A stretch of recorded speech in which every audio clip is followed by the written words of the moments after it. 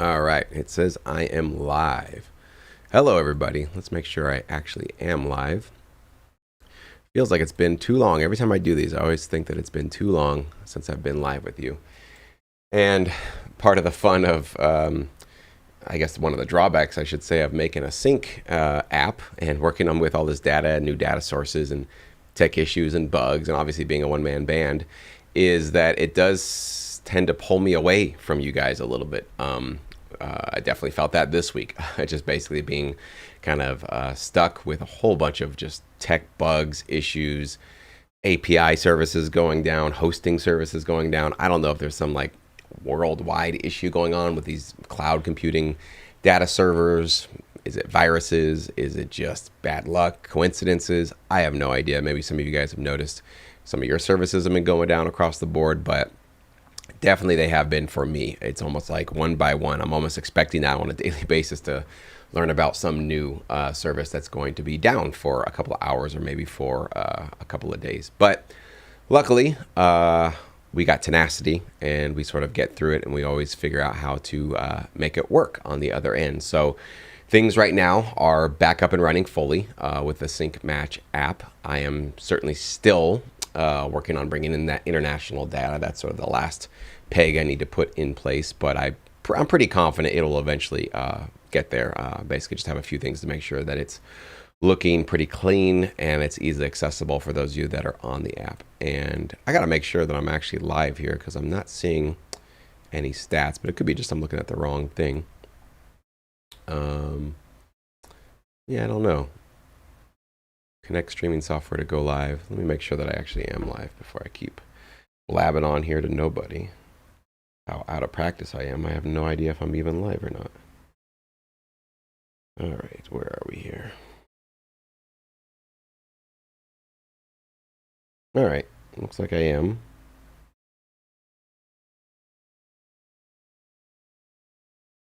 But definitely not the thumbnail I had chosen, so I have no idea why it's not giving me the right thumbnail. That's a little bit strange. I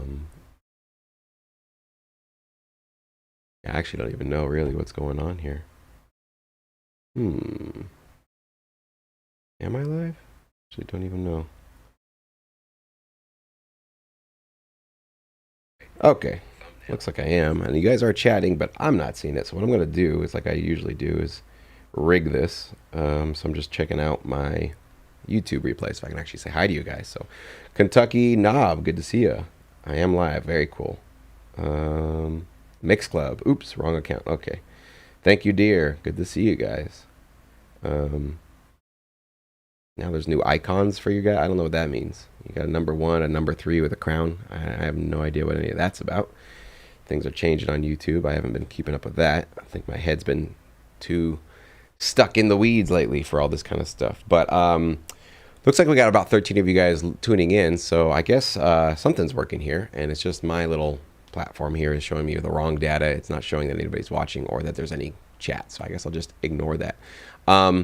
But one thing I certainly wanted to kind of share my thoughts on, I'm curious if you guys have been following the AI space at all lately, but there certainly has been a lot more talk about a bubble forming and more of like, hey, what's up, Chris? Good to see you, man.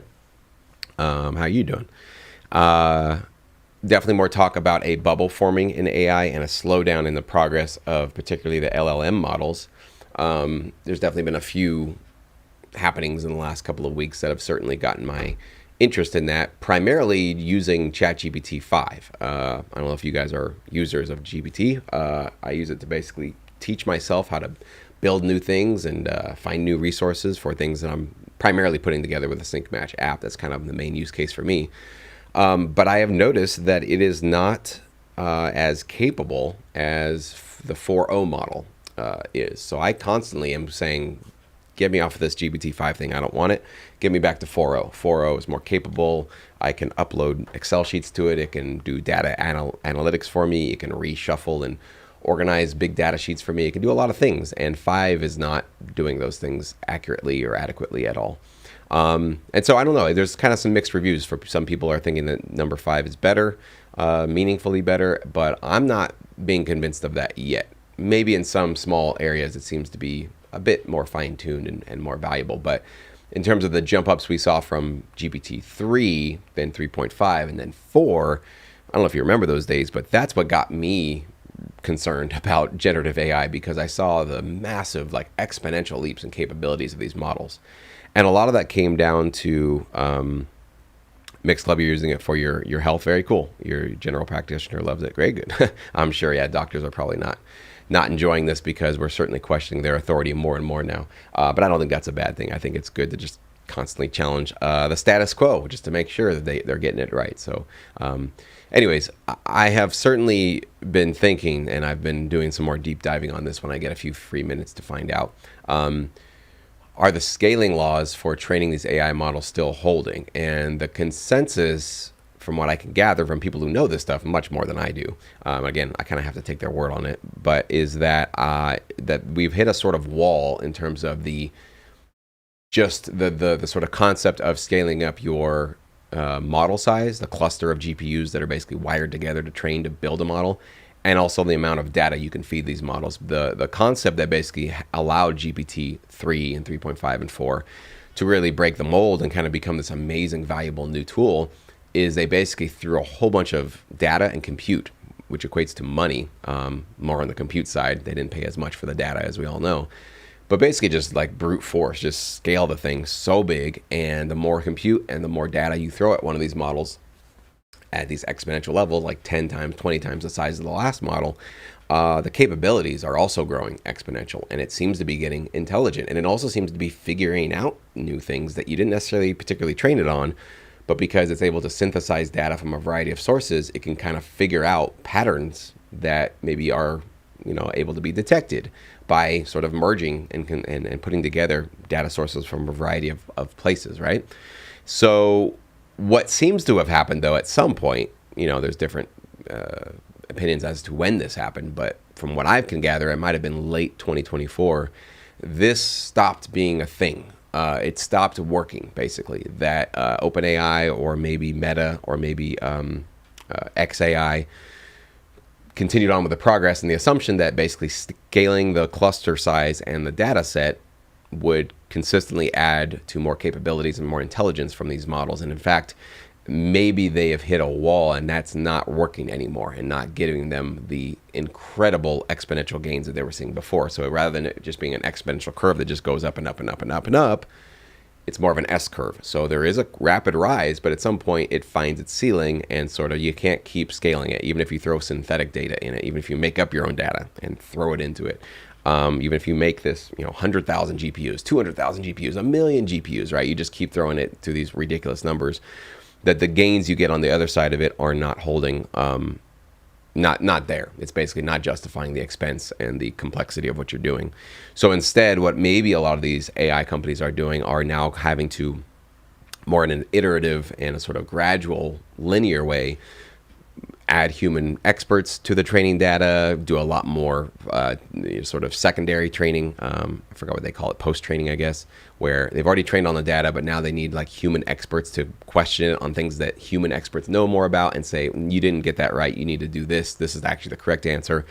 So there's a lot more manual kind of post-training that has to be involved. And then, of course, they can, feed it particular certain knowledge bases and start to just train it on certain things, basically. So it's like you need to really get good at this, pattern matching recognition for maybe like a medical test or medical pattern matching, that kind of a thing, right?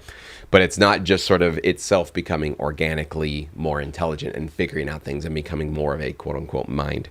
And so, yeah, my hunch at this point is that maybe we're hitting a little bit of that ceiling there in terms of really how intelligent these LLMs are going to get. Because the promise behind all of this was, from these AI companies for sure, is that basically all of this will eventually lead to this AGI, artificial general intelligence. And that's going to be the sort of almost superhuman intelligent thing that literally, whatever your job is, as long as it's basically intellectual work, knowledge work, you're in front of a computer doing anything, you could prompt in a super AGI model and it would do everything for you, right? And any job that a human can do essentially in the digital realm, it could do it as well. They could make videos, audio, text, respond to emails, data analysis, update, create websites, create apps, update your app, like literally anything that I essentially do for my job, this AGI thing should be able to do it. And that's been the sort of hype and the promise behind we just need to keep making these LLM models better. And it's appearing and dawning on me that I don't think we're getting there with this current version of quote unquote AI, right? I think we really should call them LLMs, large language models. That's what they are. Artificial intelligence is more of the marketing term. That's more of the hype term. That's more of the get the investors that give you a lot of money term, okay? Get the attention. But are they really intelligent? Are they really a mind? Are they really thinking? Are they really reasoning? You know, I'm starting to have a lot more doubt as to far as, you know, I don't know if I was ever a believer in any of this stuff, but now I'm becoming much more of a skeptic of saying it's not useless. Definitely not useless. Like I said, I use ChatGPT probably daily, every single day. It's becoming my almost replacement for Google searches. It's becoming certainly a new category for me in terms of like, help me figure out something. By the way, I'm a brand new person to this. I'm a newbie. Give me step-by-step instructions. Explain this with metaphors if need be and analogies. Help me understand exactly what I'm doing. I don't want to just blindly click buttons. I really want to have a fundamental understanding of what I'm doing to upgrade and update my app. I've got a new thing I'm going to be working on after this call. I'll be using ChatGPT for. So it's a very valuable platform. It's a valuable tool. Absolutely. But is it the sort of godlike technology that's going to free us of all of our jobs? I don't think so. You know, I just don't think that's sort of what's going to be possible with an LLM by itself. What to me seems more likely is that in order for us to get that sort of AGI, and don't worry, I am going to get to the music part of this soon. I know some of you guys maybe are like, what does that have to do with music? I have also noticed that the music models, Suno, Udio, those kinds of generative models, there's some iterative changes, a little bit of some upgrades, some updates, a little bit of improvements, but you remember the changes and the upgrades and the massive increase in quality we saw from that initial like Google Music LM model, which sounded like horrible 80s video game music. It wasn't even really listenable, to a Suno and a Udio. I mean, that's exponential. If you want to know what exponential feels like, that difference in quality, that is exponential. And yes, they're doing them faster and all these kinds of things. But I'm wondering, and I think I would have a pretty good guess that they have also hit this kind of a scaling wall. Not to mention they're facing lawsuits from the majors, so they might be a little bit more hesitant right now to go throw a whole bunch of more copyright protected music into their training data because they're already facing potentially company ending lawsuits. So would they want to go throw more at that problem? I don't know. Maybe they would. So that's where this kind of connects to our music world. But my guess would be is that I think we got excited and really hyped up that the LLM would be the model to get us to AGI. And I think probably what's more likely is that an LLM will be one component of multiple different breakthrough technologies, neural nets, or maybe even things we haven't even thought of yet.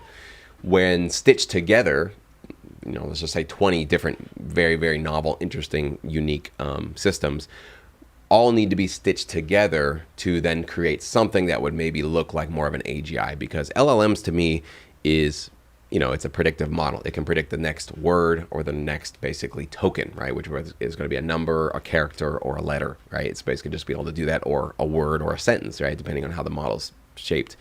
So it's just predicting. Very valuable, right? Is that thinking? Is that reasoning? Is that building a world model to kind of understand context?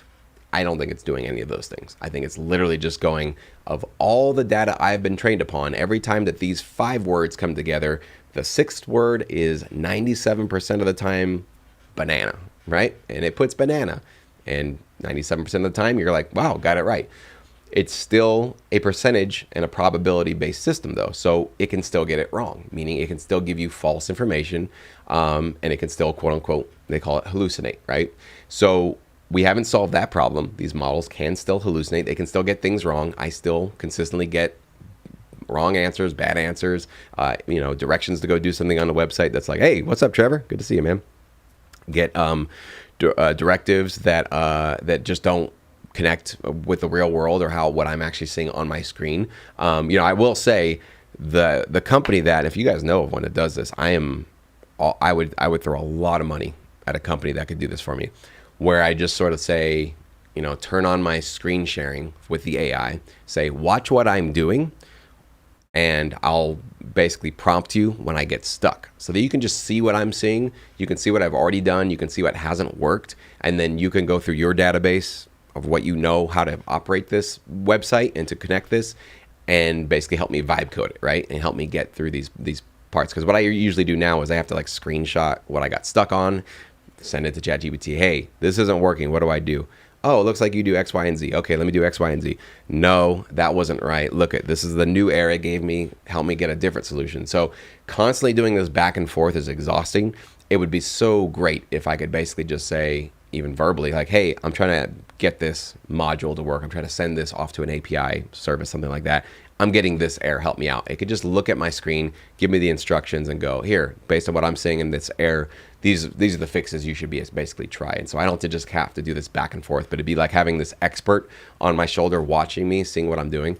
Imagine if you had that for like your music composition, right? So you're actually producing something and it's listening to your music, it's watching what you're doing, and it can intelligently, maybe I shouldn't say intelligently, but it can just basically nudge you in certain ways to go like, hey, I'm noticing in your mix, some frequencies are kind of getting out of balance. Looks like I'm seeing, witnessing, whatever, detecting some distortion in your mix. Looks like it's coming primarily from these two instruments. Maybe you want to take a look at those. Here's some, suggestions, what you might want to do to try to sort that. Imagine you would just basically have, and on top of that, you wouldn't necessarily have this be like some bland, generic AI system, but imagine it was actually trained by human ears, right? Like you had some of the top producers, mixing engineers, mastering engineers that all collaborated together. Maybe I'm describing like a massive, amazing app right now somebody could basically do where they have trained it in terms of what their tastes are, right? Because that's really what we want. Rick Rubin. Imagine something like that where you could get the Rick Rubin plugin and basically for however you would be able to take his data, his training, his thoughts, his ideas, his points of feedback, and they could just be watching your screen, your DAW session as you're doing it. Hey, what's up, Yella? Good to see you, man. And just give you some suggestions, just nudge you, or you nudge it and say like, I'm stuck. I need some ideas. Help me. This isn't sounding good. What could I try to kind of like shake the box here and reorganize things to make things sound a little better? Or give me some ideas for the structure of this track. It feels like it needs to build a little bit more. What could I add to this chorus? And it just could be, are these things capable? Am I just, thinking about some imaginary technology? Maybe none of this stuff is possible right now. But I think that stuff is possible. So I just don't know if LLMs themselves will get there. So, yeah, why do I have them during your dinner, Yele? Just to sabotage you, man. That's the whole point of Syncify Music. It's our mission statement, actually, is to educate producers, help you guys succeed in sync licensing, and ruin Yele's dinner. Ruin Yele's daily schedule. So that is actually on our list. So sorry I didn't catch that, man, but that's definitely what we're trying to do here. So you're welcome, man. Hey, ChatGPT, make what Jesse is talking about right now. Trevor, how did you misspell my name, dude? How did you misspell my name? I don't know. That one might be unforgivable, my friend.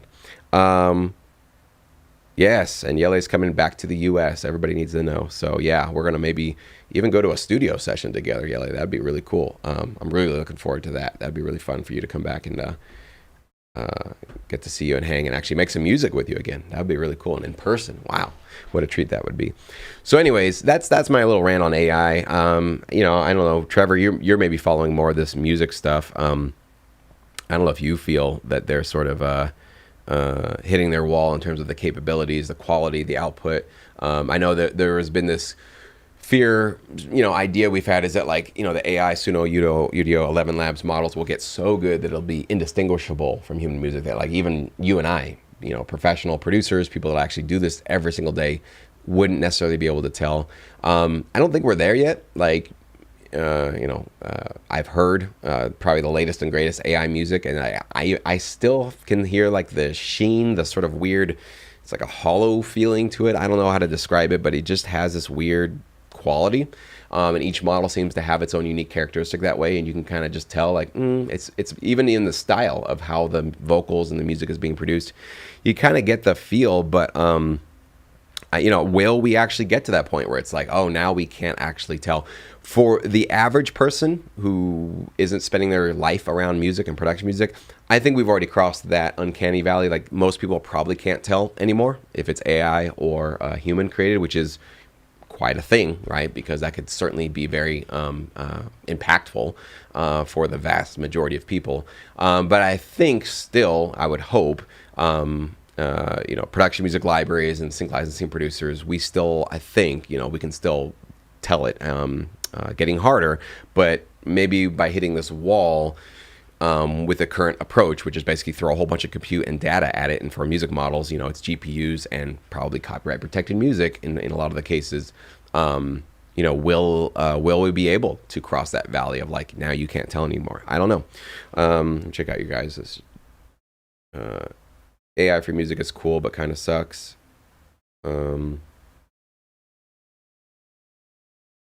If AI can't fix Trevor spelling yet, I think we can be safe for 20 years. Yeah, and somebody described recently, I was following, they called ChatGPT a sexy autocomplete plugin, basically. And I thought, like, yeah, that's kind of like really discounting what it actually can do. But in some ways, it's a text predicting model, and that's what autocomplete is, right? And it's like, it's kind of what it is in a way, but yes, on steroids, and it does some amazing things that are really, really useful and valuable. But is it a $1 trillion industry? There was a report that came out just last. Hey, what's up, Ben? You having lunch? All right, cool. So we haven't ruined one person's lunch. We've only ruined Yele's dinner. So one meal ruined, one meal, I guess, added value to. So we're at 0 again. That's good. Just reported Yele. Good. Yes. Report to the authorities. Man, I wish I could just pull you guys onto our streams here on YouTube. It really sucks that they haven't added that. Have they? I feel like I haven't streamed in months, and I don't think I can. Community moderation, that's all good. Yeah, no. Hey, what's up, Garby? Good to hear from you, man. Driving your truck to work? Very cool. Listening in the music? All right, great. Glad to be part of your commute. So, I don't know. That's kind of more where I'm at with it. Oh, that was the other thing. There was a report. I forgot which publication again. Don't come to my channel for actual news reports or real news. That you're not going to get that from me. But there was a report from some reputable source that basically went around and interviewed business, corporations. And basically these are all corporations that have adopted AI tools because the promise is, well, you got to start using AI or else you're going to be replaced by somebody else using AI, and you got to be more efficient, and these tools are next generation, all the hype we all hear, right? So this organization went around actual interviewing, which is a really smart way to get data, talking to humans and saying, which tools are you using? What's your job? Is it working? Is it useful? How useful is it? Is it making you more profitable? Is it helping you save time? Is it taking some of the burden off of your shoulders? Is it making your job less stressful? X, Y, Z. What's really going on? Boots on the ground. What's actually happening in your industry with these tools? The broad consensus at the end of the report was that 95% of the people that are using AI tools found that they were not useful. They didn't add any value. I don't know if that meant they were more cumbersome or neutral, but 95% of people saying like, it didn't do much for me. Didn't make me more profitable, didn't save me time, didn't make me more sales, didn't solve the problem, it just basically just didn't work, right? And I think a lot of that probably comes down to that the models are, again, they're probabilistic, meaning that it's not always a determined, like, put in this input, you get that put every single time, 100% of the time. And if you're building a business or you rely on data to be accurate, you need that, right? You can't be like, well, most of the time, the leads that we get to try to close on a sale are accurate, but sometimes it's totally wrong, and it's the wrong email, it's the wrong phone number, it's the wrong data, it's the wrong summary, right? Like you can't build a business on most of the time it kind of works. So I think the hallucination and the sort of inaccuracy based on the fact that these are just by their nature, not deterministic models, they're probabilistic models, are probably getting people going like, kind of useful, but like not really. We can't rely on this, right? And it can't really automate things. And I think that was a big report that kind of shook a little bit of the AI world, because I think there was also another assumption that these tools, once they're just in the hands of corporate America and knowledge workers, and sales and marketing and HR and all these different departments, that everybody would be more efficient and we would be making more profits, and companies could maybe even downsize and get rid of some of their employees. And so there's still that kind of rumor out there that AI is replacing employees. And is that actually true? I don't know if I'd know for sure one way or another. My hunch is at this point, I don't think so. I think if companies are laying people off, It seems like what's more likely is that there was a massive expansion during the COVID shutdown. If you guys remember, tech companies in particular were hiring like crazy. We still had zero interest rates, so it was a lot cheaper to get loans and hire people. It was just money was flowing a lot more freely back then than it is now. And they over expanded, and now they're realizing they didn't need that many people, so they're sort of contracting, which is just normal in every business cycle. You get overhiring, got to fire, hire and fire and that kind of thing. And to sort of help maybe tick up a stock price or two, you sort of maybe lead or lend a little bit of a rumor that maybe some of these jobs are being let go because we're using AI tools instead. Why would a company say that? Well, that makes you think, or makes the investors think, or venture capitalists, oh, this is the company to buy the stock or invest in because they're going to have fewer labor costs in the future, right? Because they are letting people go because of AI tools, right? And I did a little bit of research on this to find out, like, a lot of the headlines that were coming out in the last year or two about tech layoffs and merging the AI revolution together, it's really deceptive in some ways on how they word some of these like articles. Like one of them, I don't know if I'll get the exact quote right, but it said something like massive tech sector layoffs come as, AI concerns emerge, something like that, right? So, and in the article, it was just constantly doing this where it's like, there's a lot of layoffs. That's a fact, that's happening. And AI is becoming kind of a concern for replacing workers.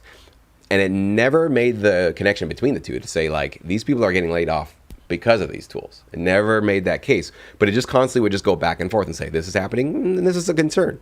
And while this is happening, there's a concern about AI. And people are getting laid off. And while that's happening, AI tools are coming in to basically perform a lot of work for people, right?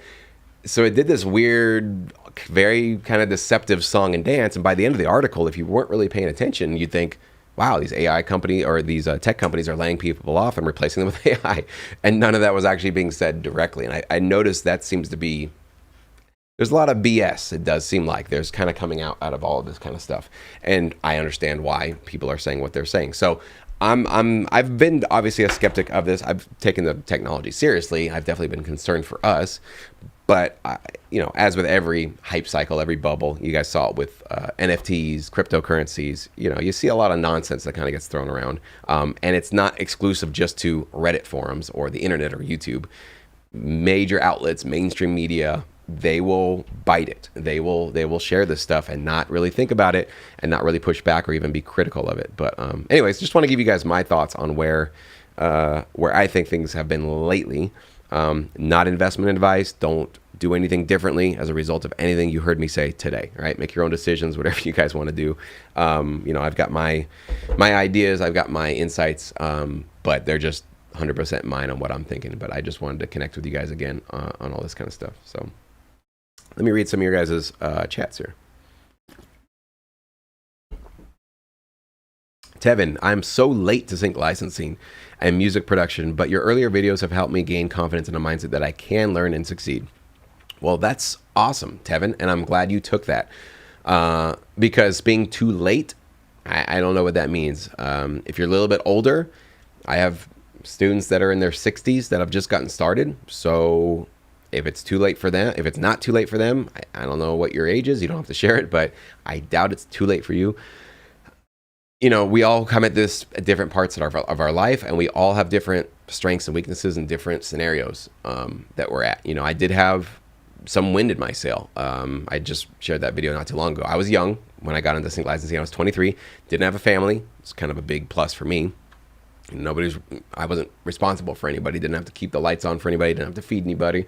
I could be kind of selfish and sort of work at my own pace. I really slimmed down my expenses. I had roommates, and I remember one time I had like 4 roommates in a 2-bedroom house, so got kind of crowded, but to save money, I was happy to do that. And I also, by getting fired and then having a little bit of unemployment benefits coming to me, I had a little bit of a runway, and I'd already been doing some sync licensing. So young, no family, had a little bit of runway for me. I was also desperate to just never have to go get another job again. That desperation and I can't go back to the work world again. That was probably the biggest factor for me. Honestly, that's what kept me getting out of bed and keep working. But wherever you're at in your life, you've got probably different advantages, disadvantages, different scenarios, and you just got to take advantage of what you do have. And a lot of times later in life, for sure, it's about being intentional in terms of carving out your time and definitely getting your family on board. So if you've got a wife, you've got kids, you've got a family, you really got to talk to them about this. You got to say, if you're going to really devote some serious, consistent effort every single month, let them know. Let them be a part of your journey. Let them be your cheerleaders and really root you on. Share with them some of my videos so that they kind of for themselves understand what it is you're trying to do. Because it's hard enough if you're doing this, you're just going for this. But if you don't have people in your life providing that space for you, giving you that, spare time, letting you close the door in your home studio and like not bothering you for a couple of hours, taking care of everything else, letting you just sort of be in your zone. If you don't have that, it's basically just not going to work out. I would say it's just not going to work out. So getting your support system from the people in your life, very, very important for sure. Yeah, I believe MIT conducted a research that about 90% of AI startups failed.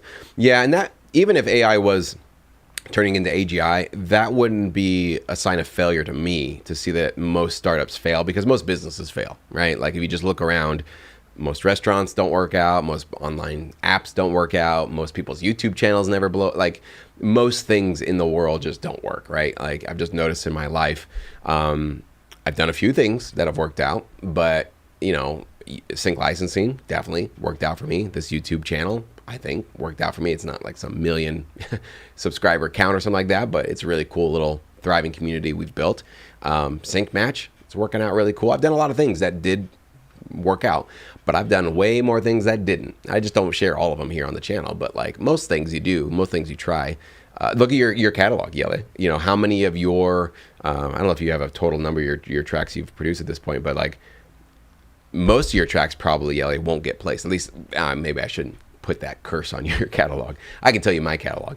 It definitely, I'd say at least 50% of my tracks probably have never been placed. Something like that. I don't know exactly the full number. I can say for sure it's about 20%. It's the 80-20 rule. It always seems like the universe falls into that sort of predictive pattern.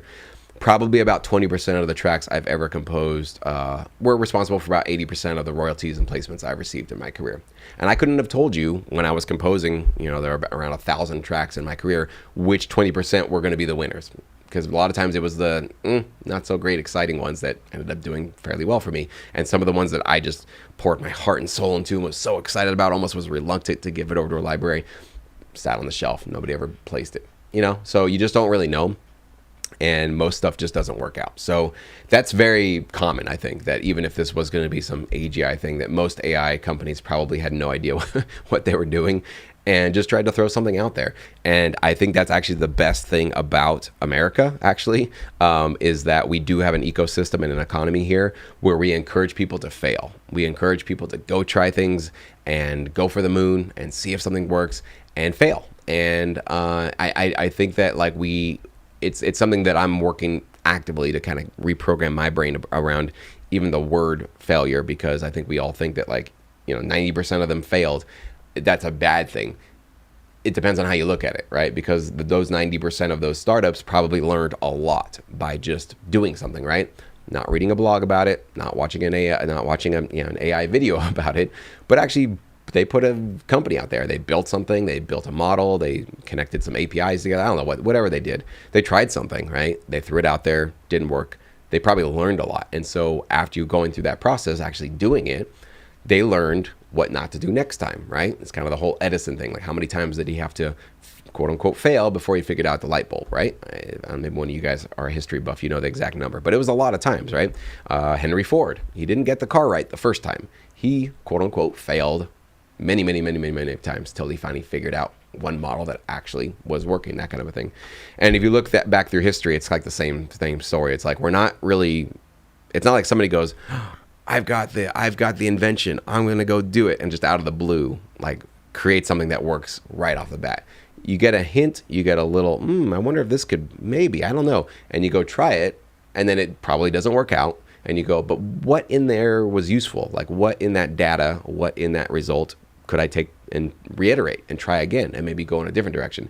That's where actually success comes from. It's just like you're chipping away at the problem, one iteration at a time. Anyways, so Yele is selling some NFTs if anybody's interested. So high quality NFTs, best in the world. I can vouch for that for sure. Yeah, and Trevor, that's one of my biggest letdowns ever is the whole hype behind Web3.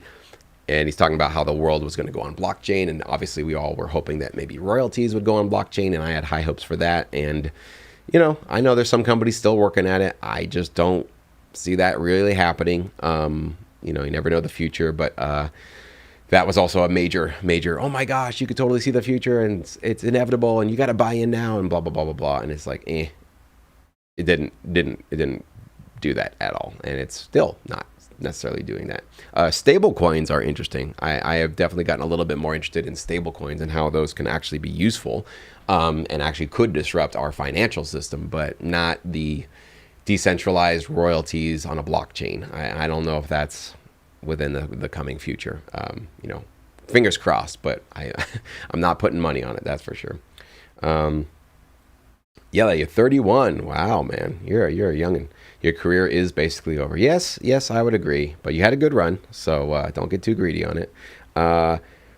What's your take on using Ace Studios vocals for sync? Ace Studios? I don't even know what that is. I feel like an out of touch boomer, not knowing what you kids are using. Ace Studios vocals? Are they AI vocals that you can train? AI singing voice generate. Yeah, I use something called Otomy, so it's probably something similar to that. So for sync, my opinion really doesn't matter. So because I'm not your production music library, I'm not the person taking your music and distributing it, right? A better opinion would be the production music library that you're pitching to. I will tell you, probably my hunch, my gut tells me that you got Trevor here, who's a library owner. He can say if he would accept them or not. I would say probably 80 to 90% of library owners would not want AI generated vocals on their tracks. One could be the potential copyright issues. Even if you have it commercially cleared, there's still some uncertainty about AI generated stuff. So maybe they just don't want to even have the potential of issues like that. Secondly, the lack of sort of authentic human performance. Again, most library owners are musicians or producers themselves, so they can hear this stuff, and if they're not really blown away or convinced by it, again, I don't know the quality of Ace Studio. Maybe it's like, oh my gosh, unbelievably quality, and you can't really tell the difference. I don't know. From the conversations I have with library owners in our Zoom calls and all that kind of stuff, most of them are just basically saying steer clear of anything that's AI generated in terms of music, of course, vocals, melodies, chords, anything that's just coming from something that you're prompting it and it's generating the music or the vocals or the lyrics or that kind of thing. They're basically saying like, just don't do it because they don't like it. It's not even so much, I think the copyright concerns are one, but also it's just more of a taste. It's like, ugh, and people like just have this kind of bad taste in their mouth about AI stuff. And they're kind of like, we don't want to be known as an AI label.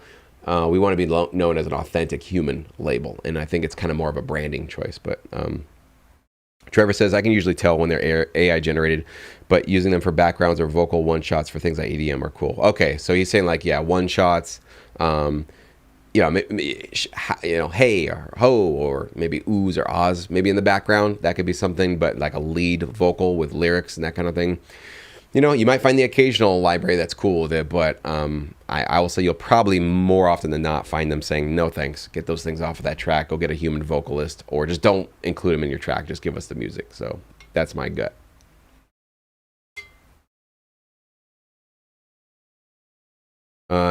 Chris, you're saying the Ace Studios is incredible. You're actually writing the stuff and just using the sample of the voice. I think that's the incredible part about the software. Yes. Yeah, same thing with Otomy, where basically you sing something, you provide your vocals, and then you just send it off to and it converts your voice or whoever's voice you have into an AI voice. The only issue, again, a couple of issues with that. One is that now anybody can have that same voice, right? So if you're using however models they probably have a handful of models, right, that you can use. And maybe you are mixing and blending and matching and creating your own unique model. I know you can kind of train your own model as well. But if it's something that anybody can get access to, it's the same issue with the splice loops, right? Like if you just drop a melodic lead or a vocal lead on your track, well, that means anybody can just drop the same lead or the same vocals on their track. And so what value, what unique offering are you providing to the table if anybody else can do the same thing? So that's just something to keep in mind, especially if you're using like an AI generated voice. So yeah, I haven't heard the quality of it. Maybe it's much better. Automie was pretty good. It wasn't good enough for prime time. For me, I used Automie to just demo vocals. So when I was working with vocalists, I would sing something and then I would pitch it up 12 octaves, 1 octave, 12 semitones, whatever. And then, if it was a male or a female or whatever I needed to do, I could basically just get a different voice. So as I was like demoing it to a human vocalist, they could get a better sense of really what I wanted it to sound like when they performed it. So that could be a useful tool, but that's just demoing, not for prime time releasing commercially, right?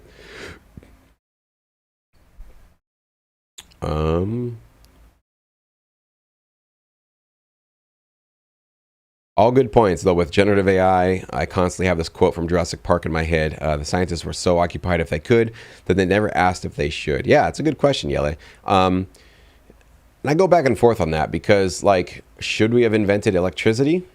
Should we have invented the nuclear bomb? Should we have invented... I don't know. I mean, you can almost go the internet. Should we have invented social media? It's like almost with every technology, you could make a very clear case that, shouldn't have never done that because, man, look at all the bad things that have happened as a result of having access to that technology. But I think the more nuanced, probably sober approach to it is that every technology is just neutral. Like electricity is just electricity. It's not evil. It's not good. It's how it's used. And I totally had that same question. I remember when I was interviewing Max, sorry, Max, if you're watching this, I forgot your last name, but a German data scientist and also a musician. I asked him that specific question. I said, why are they doing this? Like, I get that it's interesting and it's kind of, I guess, kind of cool to be able to prompt in a computer and get it music, but like, why is this the sort of top priority for these? And his answer was pretty honest. He said the data scientists just want to probe around and try things. And a lot of it's about like pushing the boundaries of what you think is possible. So I think a lot of what happened is that like the LLM models first became known in the data science and maybe machine learning communities privately. That this wasn't a public thing for us. And as everybody was like, oh, you can feed a whole bunch of text, and I wonder what else you could feed into it. Could you feed videos? Could you feed pictures, right? Could you feed music? Like, if it's in the digital domain, can we throw digital data at it and train it to do anything? And the answer was yes, as long as it's in a digital format and it can be reduced down to essentially, bits. Could they feed that into a generative model and train it at scale to be able to make something useful? And once they realized the answer to that was yes, it was just like green light, go. Let's just go. And so I tend to have a feeling and a belief that everything will work out and everything will be okay. But it does require, it's not like it can just be okay and it's not going to just work out just because. But I do think that we can sort of steer this technology in a way that we would like to. And I do feel that the general consensus right now, I don't know if you guys have felt it. I have felt it from the very early days of these models coming online, which is like, well, that's the end of copyright, that's the end of everything, and blah, blah, blah, blah, blah, free reign. And now it really does feel like the public mood has turned into, you really got to start paying content creators for their music. You really got to start making sure that this stuff is used ethically. The environmental concerns are obviously popping up much more now. People are becoming aware of how much these data centers are consuming in our electricity and our water. So it's like the hype and the excitement around the AGI, which we used to be like masking, masking the sort of reality of it. That's kind of the starry eyes are kind of falling away, and just the reality of what this technology can do and what it's consuming and what it's costing to be able to do what it's doing feels like it's settling in now. And so I'm definitely noticing a bit of a sort of like more sober mind to this, to be like, no, we're not going to just throw away our copyright system. We're not just going to destroy everything because this is kind of a game-changing technology. We're going to do this with a sober mind. We're going to actually accurately weigh the pros and cons, the costs of this. What is it actually going to cost to get what is the actual benefits? Again, 95% of these surveys of that report saying didn't really do much for me. Okay, well, if it's 95% sort of a flop, should we be throwing billions and billions, maybe trillions of dollars at this thing? This is the kind of stuff that I think is healthy for us, is to kind of have a little bit of a like, take a deep breath, have a little bit of a reset and perspective on this. So that's what I'm noticing. I don't know if you guys are noticing that.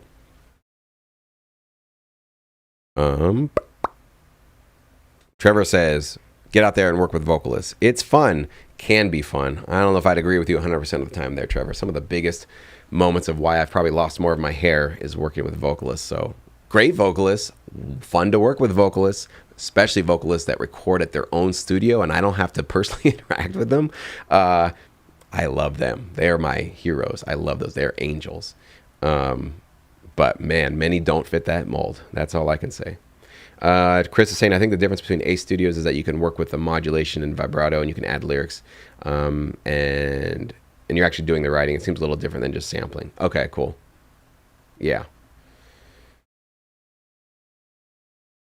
And thank you, Dare, saying I don't think using AI to do anything on your music is a good idea. You know, it's just gambling. That's kind of how I see it. It's like you are gambling. If you don't use AI and you don't use any pre-made loops and you're 100% composing your music yourself, the risk of you getting in trouble or doing something that could limit your uniqueness sort of goes to zero because you're just 100% doing it within your own world. So I'm not saying you will get, in trouble or have problems because you use these tools. Again, being transparent with your library is always advised. Always just tell your library what you're doing with your music, what's included in it. But if you just don't use them, other than maybe auto tagging or maybe stem separation, I don't know if those tools are even. Do any of you guys use stem separation tools lately? Like, have they gotten to the point where you can't tell that it was a stem separation tool? Like, has anything gotten clean enough that you're like, oh, that sounds almost as if I bounced it directly from my DAW? Does anybody try these things out? I haven't been following it. Last time I tried them out, Moises, whatever they called them. They seem to be the best, but I could still hear little artifacts. It didn't feel 100% clean. So I don't know if any of you guys have been following that. I'd love to know what you guys think. So, all right, guys. Well, I'm going to go ahead and pop off here. Thank you so much for hanging. And Trevor said he used AI to help write his track descriptions. Yeah, track descriptions, metadata. He says stem separation still sucks. You can hear it. Yeah, so we haven't crossed that bridge yet. So it's like if we were still going on this exponential curve of improvement, you would think all these things would have been kind of sorted out by now. And the fact that they haven't, and the fact that there's tons of money getting thrown at these, and I don't know, maybe there's a lack of compute. Logic Pro is pretty good. Okay. Yeah. Yelly says issues with stem separations, vocals you can get away with a lot, but guitars and strings is not good. Yeah, so it's not there yet. It's just like one of those things you can't really rely on yet. So yeah, these are the kind of little things I'm seeing with the evidence of like, we're just not that exponential like, oh my gosh. It's like, okay, little better, more iterative now. It's just like little bit. And so yeah, maybe it's going to be a much longer road before we finally cross that full uncanny valley where like all these AI tools can actually do all the things that primarily humans can do. So I don't know, that's where we're at. So thank you guys so much for hanging out and for hearing me out with my rants and ramblings here. I got to get back. We got some work to do with the Sync Match app. We're sort of still fixing getting more of the international data uploaded there. If you didn't follow the latest there, Netflix data has been added, but it's primarily composer-based music and like Indian major label artist makes music. Not a lot of actually any production music. So it's not the production music world that we're tracking.